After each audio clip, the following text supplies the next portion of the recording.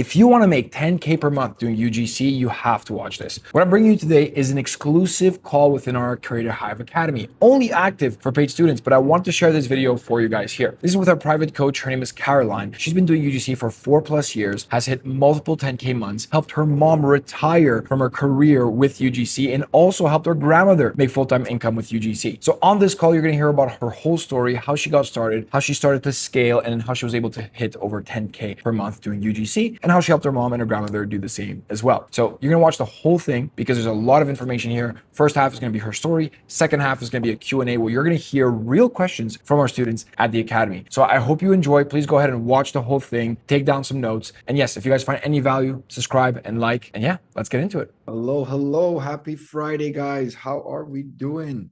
Amazing. We're just gonna get people an extra minute here or so to be able to join us, but I'd love to introduce you guys to Caroline.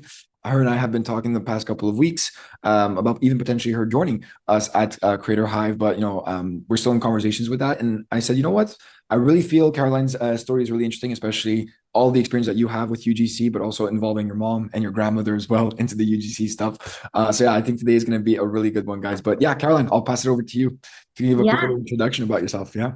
Perfect. Hi, guys. I'm so excited to speak with you guys today.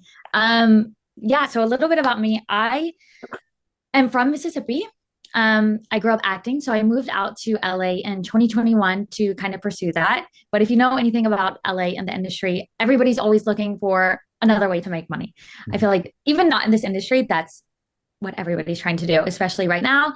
And after COVID, everybody was kind of on the I want to do something remote. I want something flexible, and that can make me a lot of money.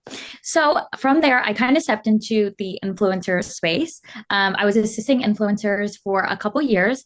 So I got to see a little bit of what it was like to pitch, what it was like to negotiate super high contracts. So I was seeing what brands were willing to pay creators, and not even influencers, what they were willing to pay these influencers just for UGC content. And so after a while, I was like, okay, I see what brands are paying. I know how to negotiate. I know how to pitch myself. So I'm just going to try. I'm going to try out UGC. So everything I kind of learned from the beginning was very self-taught. I was Googling everything. I was on as many websites as you could possibly think of trying to get these brand deals. And now 4 years later, I'm a full-time UGC creator. I've worked with brands from Disney to Samsung to Jägermeister, a crazy group of brands.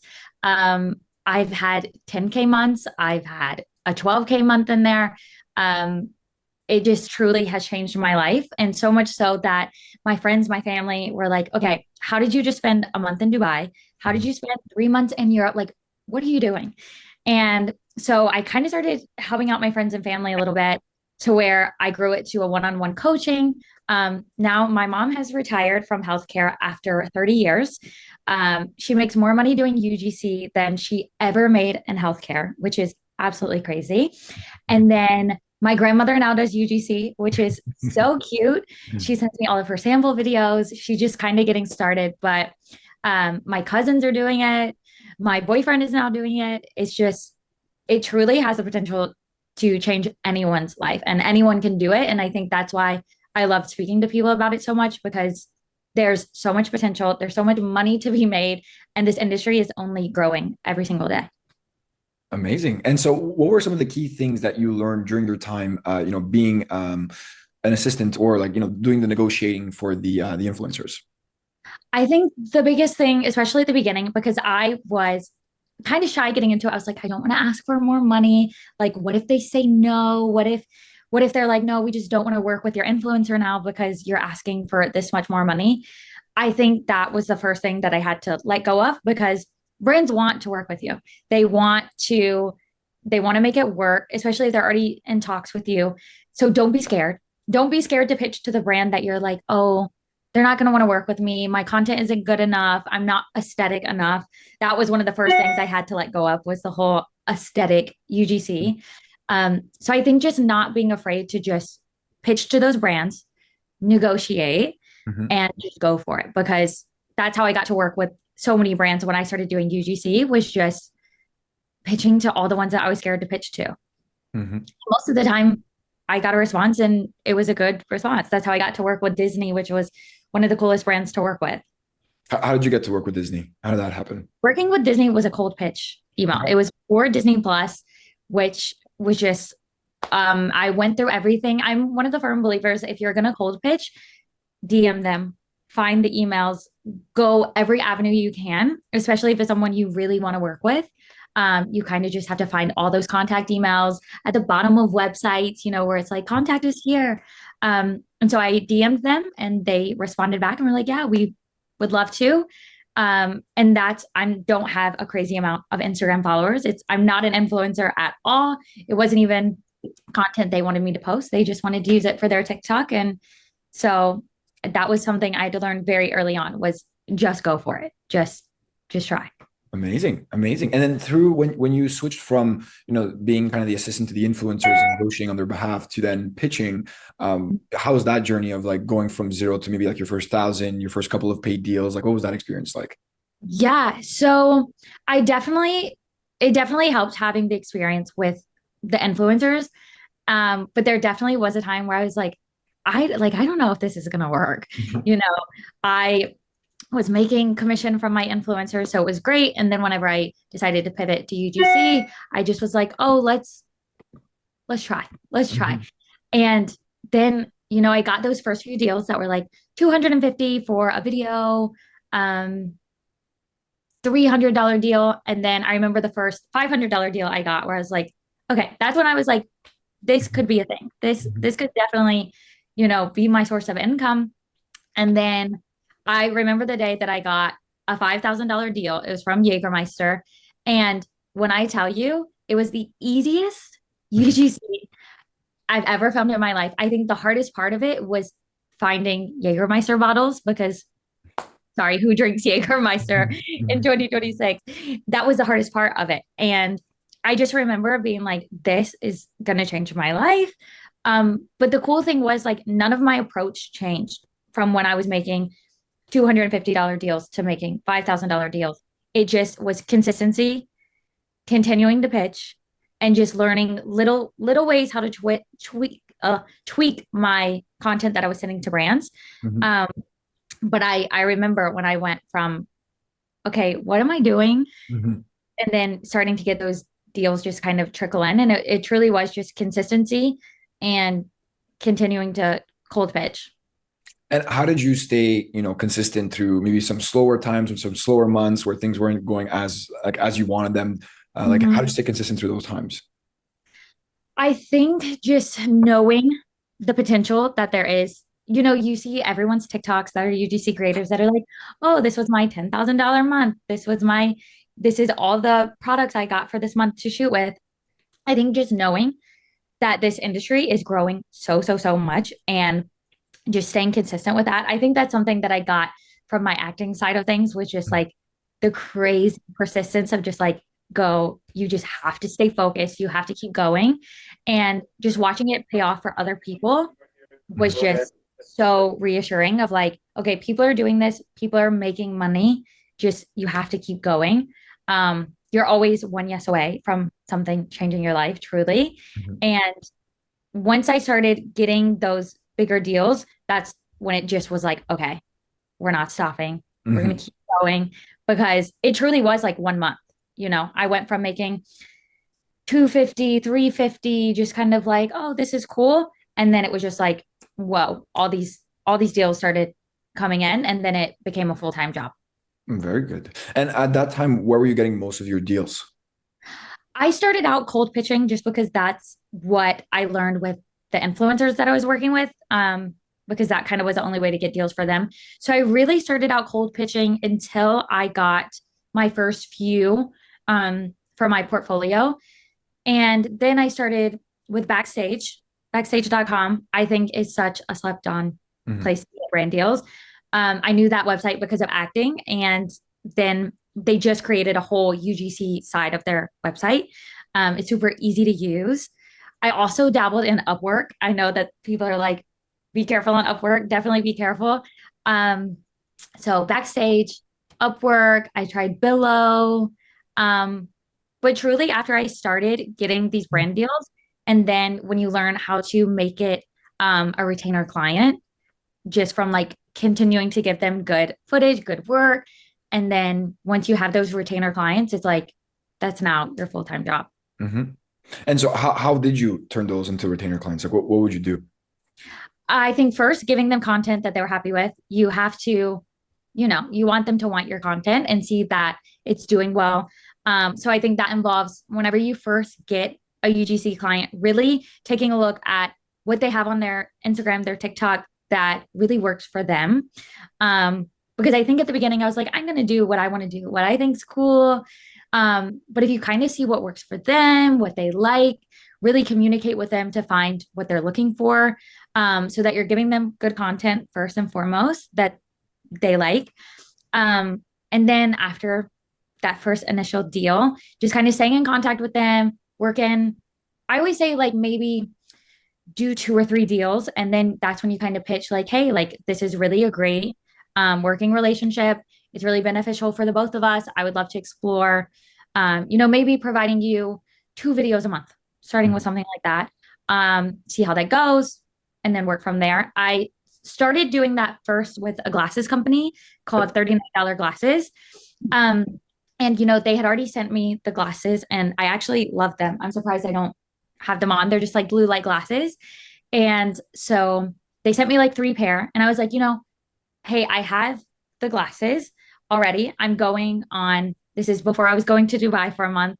I was like, hey, I'm going to Dubai for a month. I would love to do 3 videos while I'm there for you. Just something different for you guys. Let's try it out. They loved it. And then a few months later, I was like, hey, I'm going to the south of France for a month. Would love to do more videos. And they're like, yeah, this time let's try 6. And so then from there, it just kind of turned into ongoing work with them.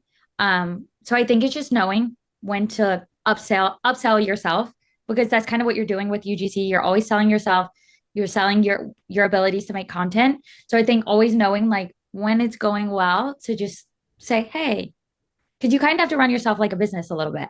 Hmm. You're offering a service to these people, to these brands, and knowing when to say like, okay, it's going really well. They like my stuff. Let's add like 1 video to this next batch. And then from there, just kind of growing into ongoing deals. Good stuff. Good stuff. And so one thing that's interesting too is I think the size of the business matters as well. Or like you Mhm. had mentioned, like Meister, like it was 5,000 for one video, but it was the easiest video I'd ever done. Like another Yeah, brand that's probably gonna be a bit more bootstrap, has a slower budget. It's gonna be like $50, but they're gonna ask for like 3 times the amount of work. So I think it's also, would you say that the size of the business also matters when you're looking at those retainer contracts? for sure. I've found sometimes the smaller companies, it's like whether they just haven't worked with a lot of UGC creators, so they just don't know like what the baseline is, where they're like, okay, we're gonna send you a water bottle. We want you to do 6 videos. We're gonna give you $50 and you get to keep the water bottle. And it's like, okay, if I give each video an hour, that's 6 hours of my day, you have to know when to say sorry, this just isn't gonna work. But then there's also companies that are so big that it's like they're probably getting free promo. They don't even need the UGC.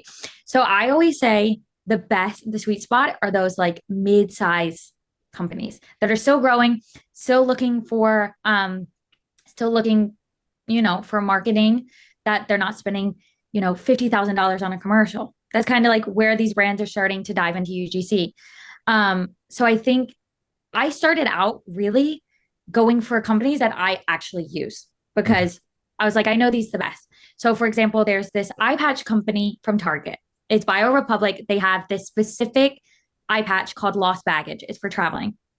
And so they kind of market it on flights. Like that's what you're supposed to use it for. And so I was like, that's so specific. Like, how many people are like, oh, I'm going to go on a flight and I'm going to take these eye patches and I'm going to film content for them. So I reached out to them and I was like, hey, I genuinely love this product. They're one of those mid-sized companies that are really great to target for UGC. And, I was like, I actually already have the eye patch. I'm going on a flight next week. Like, can I make content, a UGC video for you? They paid for my whole flight Mm. just to make this 1 video for them when I already knew I was going to use the eye patches on this flight because I do every single time. Um, they paid for the whole flight. And it's not some like huge skincare company. It's not like Hailey Bieber's Rhode eye patches. I think they probably have like 100,000 followers on Instagram. Um, so you really never know what company's going to offer you what based on size. But speaking on that, I'll say this really quick. I am very much a firm believer of integrating UGC deals into your life. Um, like for instance, I'm moving in August, and so moving companies are so expensive. If Mhm. you don't know, they're like 150 an hour. If you're moving far, like it's a lot of money. So I reached out to local companies and was like, hey, I'm moving in August. I'm a UGC creator, would love to make content for you in exchange for a day of moving. I had three reach back out, and now I'm moving for free. Well, I'm making content, but it's like there's so many ways you can use UGC for stuff like that. My sofa in my living room, UGC. I love it. I got it in exchange for just making content for them. So I always tell people like UGC you can use for so many situations and things like that. If you're not doing stuff like that, you're not using UGC to the full potential. It's great, great money, but if you can also use it for like things like that, it just, you're making money, you're getting products. It's the best. And how did you get your mom into it? Yeah. So my mom, I live in California. My mom is still in Mississippi. And one thing about us is we love to travel. We love to travel. And so, like I said, I spent a month in Dubai. Um, my boyfriend is French, so he's still in France. So that's when I was like, okay, I need retainer clients that I'm not having to wait on products to be sent. So I can just travel. I can go visit my parents. I can go visit my brothers in Chicago. I can kind of have the freedom to do whatever. So I was looking for a lot of tech clients, which are really big right now, and retainer clients that I had products that I could just travel with to shoot with. Um, and so then my mom, being my mom, was like, "What are you doing for money? Like be so for it." Like she kind of came to me and was like, "Are you doing OnlyFans? Like, what are Yeah, you she's doing? expecting the worst. Like, where are your feet online? Like, what are you doing?" And I just was like, "No, like the UGC thing I was telling you about, that is kind of changing my life." And she was like, "What is UGC? Like, what is this?" This is my mom who has TikTok, but like didn't really know how to use it, has Instagram. And she's like, "How do I even get to your profile?" And so I just kind of, when I was home, was showing her like what I was doing. She went with me one day to just like do quick videos for my glasses company while I was home. She watched me edit and she was like, "I think I could do this." And I was like, "Okay, I don't even know if you know how to edit a video on your phone, but if you're willing to learn, I will teach you everything you need to know." And now she has become a little UGC queen. She loves it. And I think that's one of those things like my mom's turning 60 this year. And she was like, nobody wants a 6-year-old woman promoting their brand. Like, they just don't want to do that. And I was like, no, that's exactly. They're sick of seeing me. They're sick of seeing 28-year-old girls. There's so many brands that are perfect for you. So many cooking brands, like it's just unreal. And so she just started trying about I want to say she really started this past October and then was retiring in January from her job because it just really I mean, she really committed. She really put in the work of pitching to brands. She was making her little portfolio. She was doing everything. And brands literally love this woman. Like she she's just crushing it because, anybody can do it. And so then my mom started doing it and my grandmother still works. She's not even retired yet. And she started, let's see, my grandmother started in February and now she's getting clients. She's actually getting like really cool deals because she makes my granddad get in content. It's like shoe companies for like older people that like help your back. Or she'll like text me and she's like, "I really love this company for skincare that I actually use that's like targeted toward older women." She pitched to them, brand deal. And it's like, I just don't know if because there's not a lot of people, but it's like these are women that don't know social media, you know? My mom didn't know how to edit a photo. Like she does, she doesn't even know how to post on Instagram. And now she's making content for brands. Like it's Mhm. crazy. It's really cool. Very good. I'm sure they're super happy now that like they, especially your mom, that she's able to retire early and also and give something also for your grandfather and your grandmother to do together now. Right. And it's something that, they look forward to. They're able to be creative. My mom worked Mhm. in healthcare for 30 years and she was like, it's sad, but it's like I didn't know how to be creative anymore, how to like do that, you know? Mhm. Now I go home, she's got tripods, she's got ring lights. I'll FaceTime her in the middle of the day and she's, like getting ready. And she's like, yeah, I have to shoot for this company and this company. Like always like cooler ones than I'm working for. It's always like Hello Fresh or like it's just always something cool. Very good. And so just to get back to the retainers here, what would you say is like the average deliverables for the retainers that you work on? Yeah, so it kind of depends on the type of company. The glasses company I was talking about, I do 4 videos for them um a month, and each video is 400. So what is that? 1600. 16. Yeah. So bad at that. And like I said, it's like cute little blue light glasses that I actually use. So most of the time, I just like get content. It's just, all they want is B-roll, like a 30-second B-roll video. So um, if you like look at my Instagram, I have it somewhere on there, and it's just like cute little outfit videos. It's so simple, and most of the time, I film those just while I'm out. I'm like, oh, I like this outfit. I'm gonna take my glasses with me. I take my phone and an Octo Buddy and stick it to stuff, and it's so simple. So that's that company. I will say they're one of my most relaxed. They're just kind of chill with whatever. They're never looking for anything specific. One of my tech companies is actually an app. It's called Lyric Fluent. So it's basically an app that teaches you a language through music. So like if you're learning Spanish, it'll break down Bad Bunny songs. If you're learning French, it'll break down songs for you. So for them, whenever I say this number, it's going to sound crazy. Um, I do 5 videos a week for them, um, but they pay 2,000 a month, which if you saw the videos that you have to do, it's most of the time they love like a 6-second video with text on the screen. So like it's that high retention because Mhm. people have to read it. One of those TikTok hacks, people, read it so it takes longer, so it does better. And most of the time it's B-roll videos that I already have in my phone. That's all they want. Um, so that's one of the retainer clients. And then another one that's kind of different is a diffuser. It's called Sentiment. Um, and I do 10 videos a month for them. Again, it's just kind of, they're more structured. They send exactly what they want each month. So they say, we want a clip of the diffuser going with you cooking in the background. Mhm. And I don't have to edit for them, which is anytime you have a client where they're like, no, just send us the videos, we'll take care of it. It's like 10 videos, I'll send you 30. So they send exactly what they want. And then they'll also want like 3 just clean voiceovers, and then they take care of the content.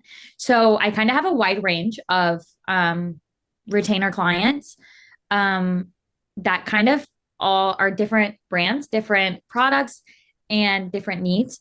But especially with retainer clients, once you find ones that you actually enjoy, I would say don't take on retainer clients where it's like they're making you refilm 30 times and it's not meshing. I definitely say find one that you actually enjoy.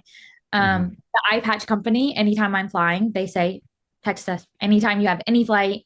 I go to Target, they send me my $5 to pick up the eye patches, and then I make a video for them. So retainer clients can look so different. It could be 4 videos a month, it could be 20. It could just be anything. But retainer clients are where you make, I call it the safe money, where it Mhm. feels like you have like your 9 to 5. It's not a 9 to 5, but you know how much you're making from them. Which I know a lot of people who start UGC are like, what if I have a $300 month and then I have a $5,000 month? And so Mhm. I think retainer clients are where people start to feel safe. Awesome. Cool. And when brands are looking at portfolio, I'm just going through some of the questions from Yeah. the community. Guys, drop your questions in the chat. We'll be able to go through all of them. Paris asks, when brands look at your portfolio, what do you think closes the deal? Okay, this is a hot take for portfolios. When I was working for influencers, I worked for five. And so they would send me their portfolios to use to pitch them. And I realized very quickly that four of the five had the exact same Canva template portfolio, different colors, different photos, and different info. And I was like, okay, you guys all look like you just went to Canva and chose the most basic one because you didn't have the time or you didn't want to. And I will say, I am not super creative when it comes to like Canva, when it comes to doing all of that stuff. I found myself getting so worked up on what does my portfolio need to look like? What needs to be in there? And I feel like when I was coaching people, that was always their thing. They would spend so long on a portfolio. And so this is very much a hot take, but with my acting side, whenever you're applying for acting jobs, you have something called a reel. It's about a 1 minute to 2 minute long video that you just put your highlights in. So you start with your best, your what you're most proud of, and then you just kind of update that as you go, as you get more footage, as you work on more product projects, and you put it unlisted on YouTube, and then you just send the link. And so I was like, how can I stand out? That's the acting background of how can you be different? How can you stand out? But also, how can you make it easier for brands? And I knew when I was pitching influencers, they weren't clicking through that whole portfolio. They were saying, okay, who have you worked with? What big brands have you worked with? How many followers do you have for the influencer side of it? So I was like, well, really, they just want to see quickly and easily what type of content can I make? What does it look like? What kind of brands have I worked for? So that's what I did. I put it all in a 2 minute video. I just edited it together. And I kind of just update that as I go. I always put like what I'm most proud of at the beginning. I put a voiceover, an unboxing. I make sure I have a little bit of everything that I can do. And then I put it unlisted on YouTube, and I send that link with my, here's about me, here's what I can do, here's brands that I've worked with, and then I include that link. I'm not going to say that works for everybody. I'm not going to tell everybody, go delete your portfolio that you spent so much time on. But I will say, when I'm pitching on Instagram, when I'm just sliding into the DMs, that is what I think has worked really well for me, because it's just like, oh, I'm going to click this YouTube link. It's going to pull it up. I can jump through the video and that's it. Because I don't think brands are sitting there, unfortunately, reading your full about me. I'm also a person, I don't automatically send rates. And I think sometimes people send their rates in their portfolio automatically, and brands will see that and either take advantage of a low rate when they should be offering way higher. Or brands will see it and be like, oh, absolutely not. And then you're not even opening that door to communication to talk about it. So I just was like, I'm just not going to do the traditional portfolio, because it honestly just stressed me out. It was like, I was crashing out every day because I was like, oh, I don't like the colors of this. I don't know how to even work Canva. So I took that out, and it honestly, I can say, has worked for me. But yeah, so I just use that YouTube link. And then of course on the websites like Backstage, I have the full portfolio. So that is what has been working for me. So I always tell people, take that with a grain of salt. If you are stressing over the portfolio, try it out. Don't let your portfolio be the biggest block. And I feel like that is a lot of people's biggest block, for sure. Yeah, that's one thing we like. If anybody comes to Creator Hive with the portfolio, I won't say delete it, but I just like it more just to, I think like the couple of things to touch on that you had mentioned is like the quality of the content and also the diversity of the content to be able to showcase that you can do different styles. And then I think another thing too is the brand badges that you do have. Because I think if you worked with bigger brands are going to feel more comfortable working with you as well. Because if you were able to work with them, you'll be able to work. You were able to work with those bigger brands, you'll be able to work with them as well. But yeah, I definitely saw that a lot. Be like, oh my god, the template and the colors and the fonts. When even as an agency, we've reviewed thousands of portfolios and just like, let me just see your videos. And if I don't even like your videos, I won't even contact you. Yeah. And I think it's one of those things of also, you know, if I'm pitching to a brand that is kind of similar to somebody I've already worked with, um, maybe I'll put that video first. It's so much easier to rearrange a simple video and re-upload it to YouTube to kind of fit what you're pitching to. Or if I'm like, okay, wait, I can't pitch to HelloFresh because my first video is, I don't even know, another meal company. I'm like, I don't know if they're going to really vibe with that. Or you can use it to leverage and be like, okay, I did this really great video for this brand that's kind of similar to you guys, and this is what I can do for you. I think that's so much easier than redoing a portfolio. And also sometimes brands want that super aesthetic look. And it's like, I can convince you better with that with the video than trying to make my portfolio match every single brand that I'm pitching to. I just kind of feel like sometimes your portfolio can put you in a box of like, oh, I have this super simple, clean girl aesthetic. Or it's like, oh, this is a super bright, fun brand that wants to see this. And it's like, it just doesn't match.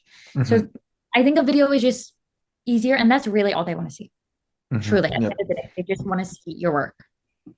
I agree. So Rimar asked, what was the name of the tech retainer that you're working on? That one is Lyric Fluent. If you message me on Instagram, or I can put my email, I have so many tech companies that are always looking for clients like that. A lot of them are like language learning apps, study apps, really just a lot of apps. There is a fitness app that I know of. Yeah, and all of those, message them on Instagram. It's I think that whole side of tech UGC is like really booming right now. My little cousin's in college, and she was like, she's going to school to be a physical therapist, and she was like, I don't have time to get another full-time job, but like an extra like $1,000 a month would be great. And so she just started with a study one, and she was like, it's crazy because I actually use that app to study. So I just make content like as I'm literally studying, and I'm getting paid to study in a weird way. So yeah, those are super great. My boyfriend just started working for one, and it's actually for French people learning English. So he's like, great. Great. Yeah. So lots of those, but I never gatekeep any of those. So if you just message me, I can put my email in the chat. I will send those out. Perfect. Cindy asks, so when you're pitching, you're doing it through Instagram, Bento, or direct company website? Yeah. So I've never used Bento. I kind of never really got into a lot of UGC websites. I would say most of them are pitching through DMs. A lot of them were pitching through DMs, and most of the time you will send them a message, and then you get like a generic, like, okay, if you want to collab, message this email. Also, if you go to an Instagram, especially a business Instagram, right next to DM, most of the time it will say email. I always do both. I'll DM and send an email. And then backstage.com, like I said, I love it. I think because I was already paying for it for the acting side. So I was like, oh, let me just try the UGC side. And now I use it more for UGC than acting stuff. I always tell people that's a great UGC website. That's where I got a lot of retainer clients. Was backstage.com. I know a lot of people use like Billo, Bento. Billo? Is that Billo? Billo. Yep. Billo, Bento, things like that. And I know they work great for people. I always say, you know, if you're willing to pay for a website, try it for a little bit. Just see if it works for you.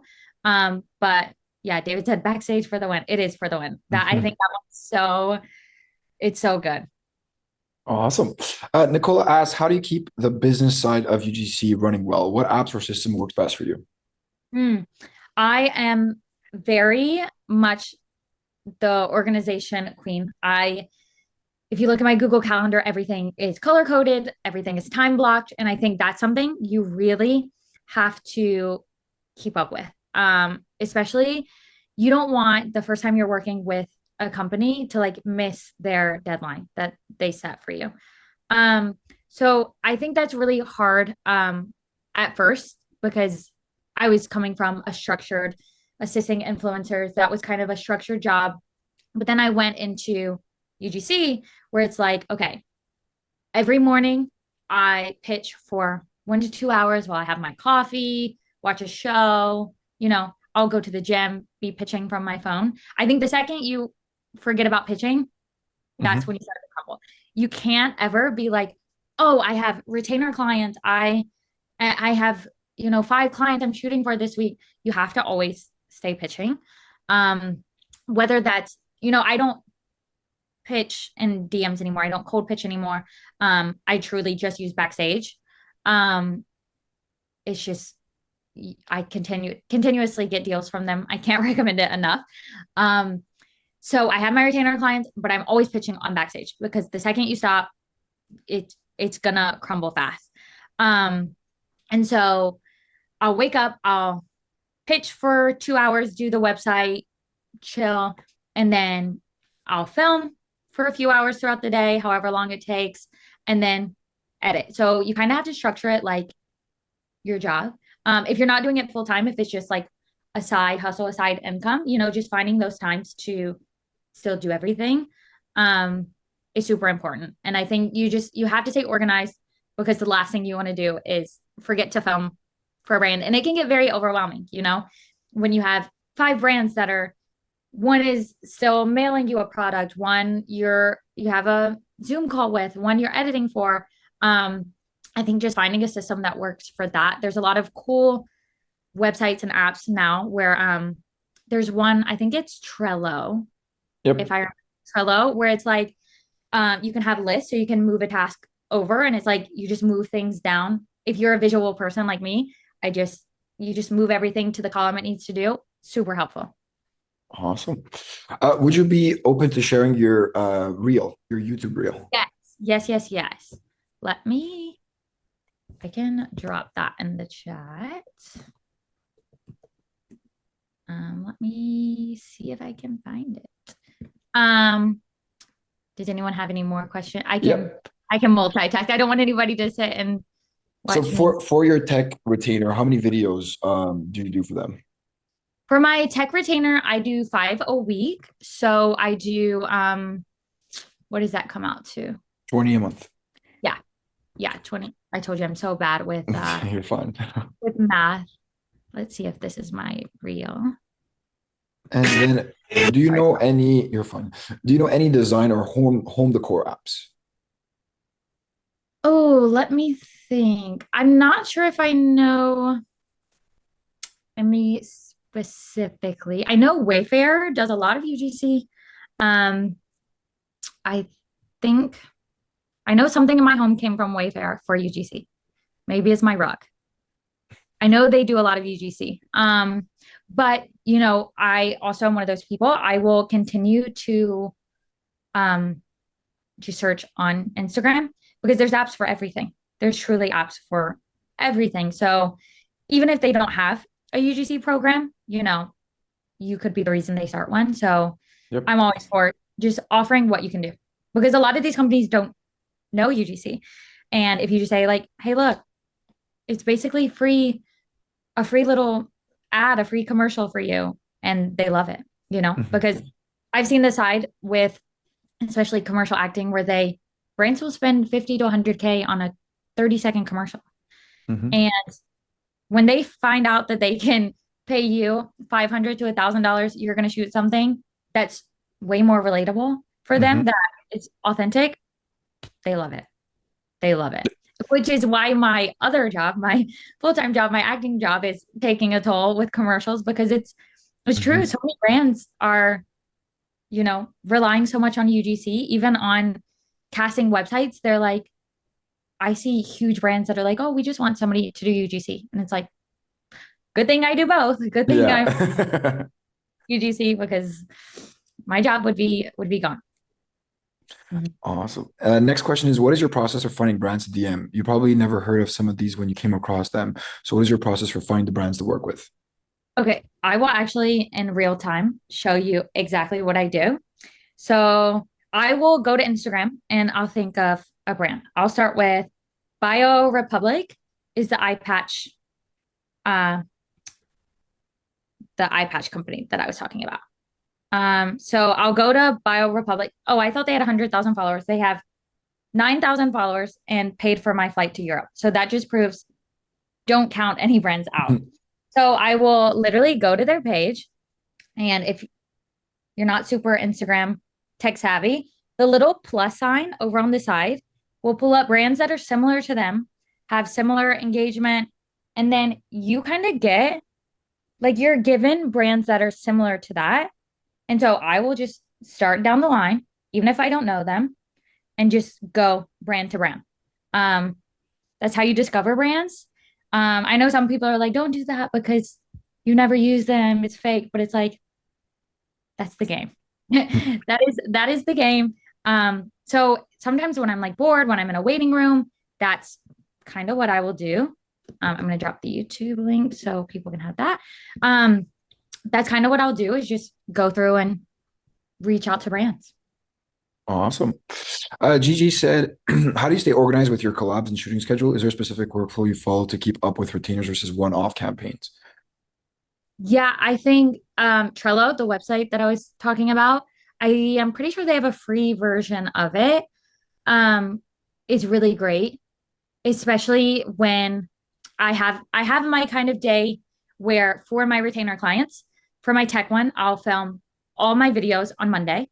So truthfully, it takes me an hour to film all five for the week. And then it's done. So that's taken care of. And then on Tuesday, I'll do the glasses company. And then you just kind of have to work in all the other one-off brands. It just really is, you have to stay organized because there are definitely those times when I first started out where I didn't have retainer clients. It was all just a bunch of one-off companies. And it was a lot, especially when you have so many products just scattered around your house. There are some where I had fully unboxed them and then I sat down to look at the brief and I was like, this was supposed to be an unboxing video. And I just fully unboxed, unwrapped everything. So I have to like tape everything back up. Like you just really have to you have to find your own system and figure out what kind of works for you. But Google Calendar, I use it all the time. My whole day is like color blocked. And Trello. Those both really, really help. Very cool. Judy asked, for retainer clients, do you come up with the concepts or do they provide it to you? It depends. It depends on the client, and also how much they trust you to do the stuff for them, and come up with them. There have been retainer clients where the first 2 months they said, okay, here's what we want. And then after 2 months, they're like, the vibe, what we're going for. So it just kind of turned into full trust.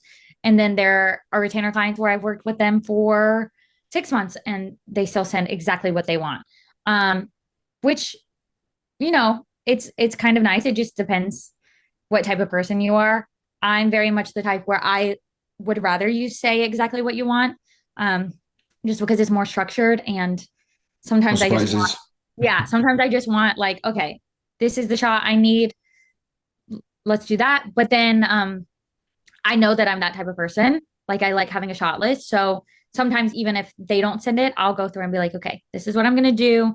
But my tech client for the language learning app, they repost everything to TikTok. So they just want what's trending. They want like trending sounds. So right now, my whole For You page and trending sounds is anything Love Island. If you're watching Love Island, any Love Island sound and clip. So it's just going through and being like, oh, I can make this a funny thing about learning a new language through their app. Like, so it just depends on the client. And I'm sure, like, if you've already worked with a client more, like, especially if it's like your second, third time, and then you guys are talking about the retainer, at that point, they probably already trust you a little bit more. And so they'll probably want you to do more of the concept. But I think there's as long as you have a clear understanding of what they want, because it's the second or third or fourth time that you're working with them, there's no surprises. What sucks Right. is when the surprises start to come up of like, yeah, just come up with what you want. Then you submit the content, they're like, no, we want the shot this way. It's like, okay, well, just tell me. There are definitely those companies where it's like, oh, we give you full creative freedom. We trust you. And it's like, oh, this is great. This is really great. And then you send it and they're like, um, no, we kind of were thinking more of this. And it's like, that's why I asked. I wish you would have just said that because then it Yeah. wouldn't waste anyone's time. And then that's when they send you like a full shot list that they want. And it's like, I would have loved this to start with. Yeah. There's always those, that's one of those learning curves of just having to be like, sometimes you do work on something for like 3 hours and in your contract you have revisions and it's part of it. Yeah. And that's why I think it's so important to, if they don't give you kind of a breakdown of what they're looking for, go see what they're posting, go see what they're working with, because you might do a full unboxing day in the life, but on their page it's all just like B-roll clips with a voiceover. Like Mhm. just see what they're doing, what their vibe is. Yep, good. Do you have editors and virtual assistants helping you, or you've done it all yourself? No, it is all me. Um, has been for 4 years, which I kind of like it that way. Just because I am very like, I've done it for 4 years. I know what I like. I know what works. Um, I do have it down to such a system where I can a UGC video to film and edit that would take somebody like 4 hours. I can do really, really quick. That's why anytime I have anybody help me film content, I kind of go into, they call it sassy Caroline mode, where I'm like, this is exactly what I want. I'm going to show you exactly where to hold this camera. Let's do it. Mhm. It always ends up being my cousin or my sweet little boyfriend that's like, he's like, where did this side come from? And I'm like, no, I know what I want. I can see how I want to edit it in my mind. That's why I could never be like a film director because I'm like, I would be so crazy. Awesome. And how many hours of filming and editing do you do a day, you would say? It kind of depends on the day. I would say filming and editing for, let's say for my tech retainer, um, I can do all 5 videos for the week, in about 3 hours throughout the whole week. Um, for a normal like one-off video, so like the glasses company, if they want a 30-second video, it kind of takes me longer to film that one just because I love it. It's like cute little aesthetic outfits and going different places. But I can film it in like a few hours and then edit it pretty quick. But the cool thing about UGC is I go film my content and then I can go sit by the pool and edit for Mhm. 2 hours. So it's like I can't complain. Cannot complain. But it really depends on the video, how many shots I need. If it's just, a single shot talking head video, so quick. So it just really can vary a lot. Good, good. And what time would you say you start and finish your day? Ooh, that's a good question. Really? No 2 days look the same for me. Um, it just kind of depends what I need to film. I like to wake up early to kind of have a little bit of a routine. So, 8, I'll wake up, I'll start pitching. I feel like pitching is the longest part of my day. Um, Always spend like 2 hours doing that. Um, and then yeah, it really just depends on the day. Some days I do an hour's worth of filming or editing for the day, and then I'm done. That's the good thing about retainer clients is you you kind of get it down to a system. And so I would say some weeks I have 4 hours total of filming and editing. And then the rest is just pitching. Some weeks a little more. Some, if I know I want to go on vacation, I'll just film all my content and then just spend like an hour a day editing. So it really depends. And that's the best part is it's so flexible. If I know I want to go do something one day, I'll just take care of all my filming, editing. Yeah. Well, and then for your mom and grandma, Mhm. sorry about that. Where do they get their deals, and do they use a portfolio? They get most of theirs. Let's see, my mom through DMs on Instagram. Um, that has been her. her main thing. Um, I think she also, sorry, I don't know if I cut out for a second. No. Um, um, my mom is also in like a lot of UGC Facebook groups. She loves Facebook. Um, so she's like joined a lot of Facebook groups to where um they post like brand deals that they know of, or even people from the company will post in them looking for creators. My grandmother loved making her cute little portfolio. So I said, go for it, do it, go for it. So she has a little portfolio and she emails. She'll go to like company websites and find um, company emails and go that route. Okay. And in the beginning of your UGC journey, did you keep track of how much you were pitching? Did you have a goal of the number of pitches you wanted to do per day or per week? And how has that changed now? Um, I would say I was probably pitching. I didn't keep up with it. Like I said, I would kind of do like 2 hours a day, and just kind of go crazy pitching to people. And then it kind of just turned into brands that I really wanted to work with that I would pitch to. So if I just thought of a brand throughout the day, I'd be like, oh, that could be a good one. I'll pitch to them. Or always a good technique, I would go to UGC creators' profiles, and they would tag companies in their videos when they were posting their examples and their footage. And I was like, well, I know that this company is hiring UGC creators, so I would just go through and DM all the ones that they tagged, um, which was like super helpful, and made it super quick. But I kind of tried to pitch to anywhere from 20 to 30 brands a day. Um, Sometimes more, sometimes less. I kind of more so gauged it on how many brands I was hearing back from. Because sometimes you would pitch to 100 brands and never hear back. So I kind of gauged it on how many I was hearing back from. So that's how I did that. Well, I know we do have 1 minute left. Do you still have time to extend 10 Yeah, yeah, minutes? yeah, yeah. Yep. Absolutely. Yeah. Awesome. And for now, with your current workflow, are you still doing as much Instagram DM pitching, or you're doing mostly the apps? Mostly just backstage. I'll just pitch to brands that I know I want to work with. Like I said, whenever I try to get some help in life things like with moving or meal companies are great. Meal companies are, if you want meal companies, they love to work with UGC people. And it's just me at my apartment. So, when I have 5 days worth of meals showing up from HelloFresh, I'm like, absolutely. Um, so whenever it's like situations like that, I'll direct pitch to them. Um, Especially like if I'm going on a trip, clothing brands that I love, um, I'll direct pitch to them. So it's kind of just like using UGC to its full potential, and then backstage. It's I will say it so many times. It has just been my best site. But like I said, if you're willing to pay, the more sites you can get on, the better. But I've just found success in those two. Yep, awesome.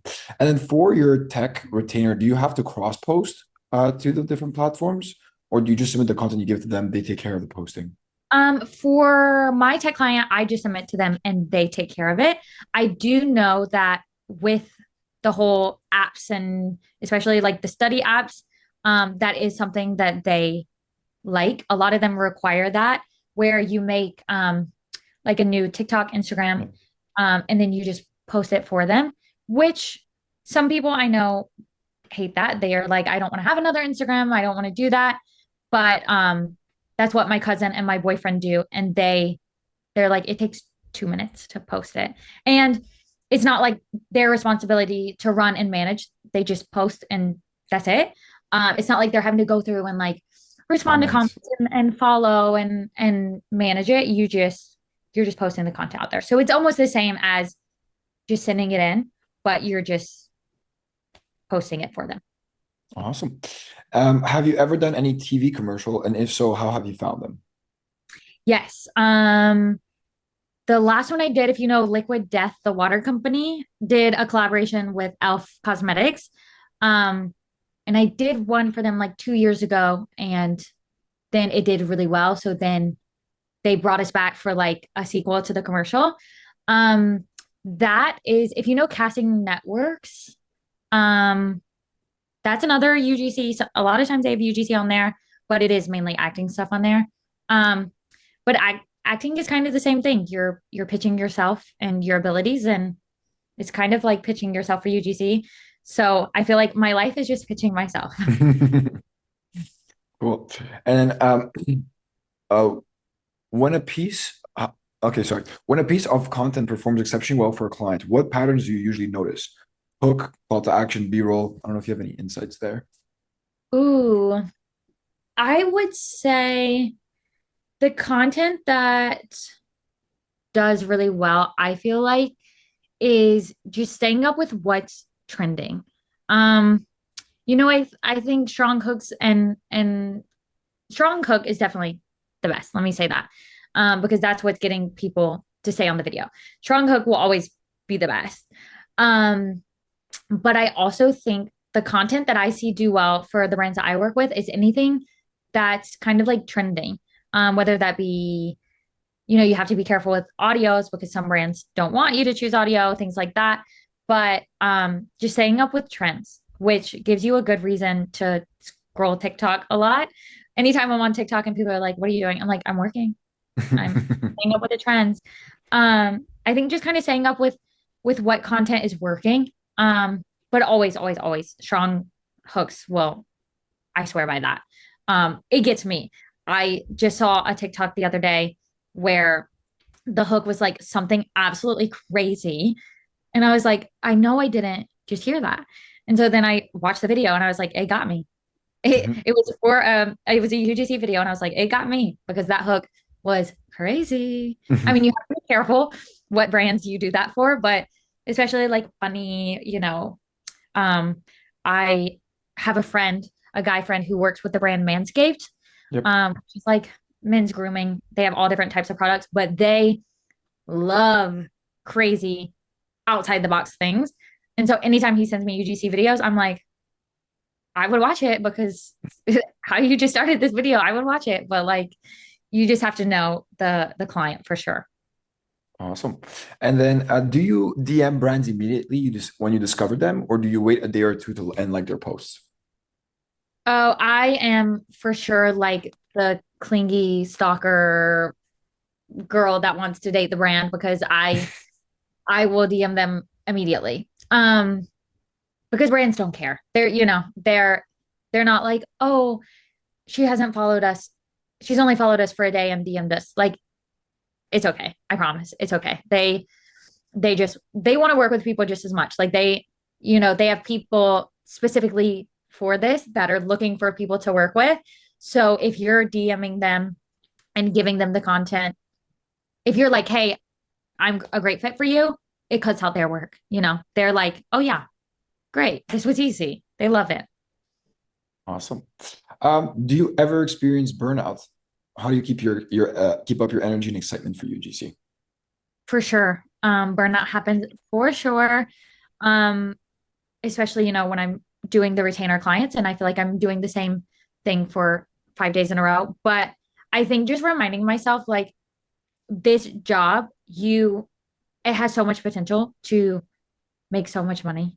It's ridiculous how much money you can make from this, but it's also so flexible. And the fact that I can just go sit at the pool, like that's probably what I'll do for the rest of the day. Just go pitch by the pool. Like you can do that. You get to set your own hours, really, at the end of the day. You get to work with kind of who you want to work with.